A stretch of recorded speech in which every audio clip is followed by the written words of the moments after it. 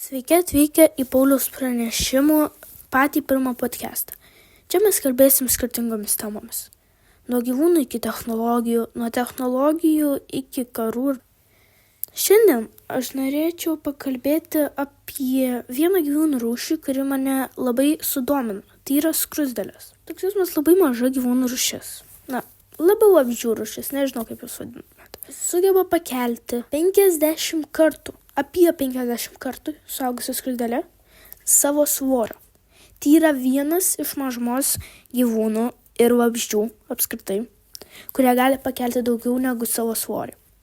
Tai jeigu, tarkim, viena skruzdėlė sveria, tarkim, pusę gramo, tai galėtų pakelti 50 kartų daugiau negu pusę gramo. Įdomus faktas apie skruzdėlės, kad kai skruzdėlė gimsta, ji iš karto žino, ką daryti. Dauguma gyvūnų, žinduolių, kaip, imkim pavyzdį liūtai.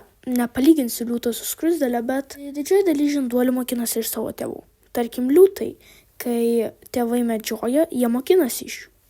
O skruzdėlės tik gimsta, iš karto žino, ką daryti. Ir darytų bet ką, kad apsaugotų savo karalienę.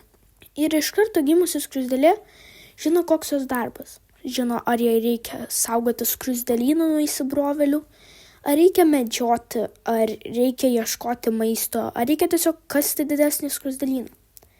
Jeigu skruzdėlė miršta, kitos skruzdėlės iš to skruzdėlyno paima tą skruzdėlės kūną ir padeda šalia savo skruzdėlyno į krūvą. Tai jeigu mes žmonės turim kapines, jie turi tokias numirėlių krūvas.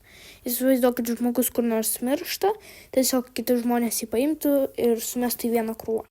Ir skruzdėlės iš karto tik gimusios, kaip sakiau, iš karto žino, ką daryti. Bet yra atskira skruzdėlių rūšis skautai.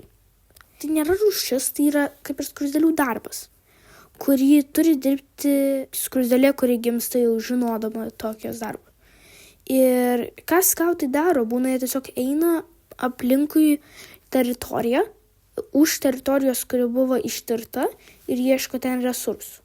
Ir skruzdėlės negali kalbėti, bet jis sugeba išskleisti medžiagą vadinamą feromonus. Ir ta medžiaga praktiškai, įsivaizduokim, kas turi, tarkim, messengerį.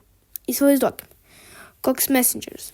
Ir per tą messengerį galima susikurti tokį kaip group chatą.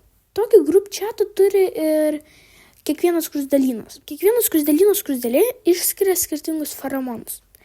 Ir kiekvienas skruzdėlynas sugeba skirti tuos feromonus. Ar tai reiškia pavojų, ar tai reiškia įsibrovėlius, ar tai reiškia, kad maisto rado.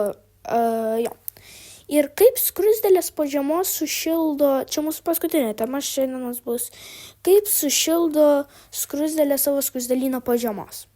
Labai paprastai. Nelabai paprastai, būtų keista, jeigu žmonės taip šildytų savo namus pavasarį.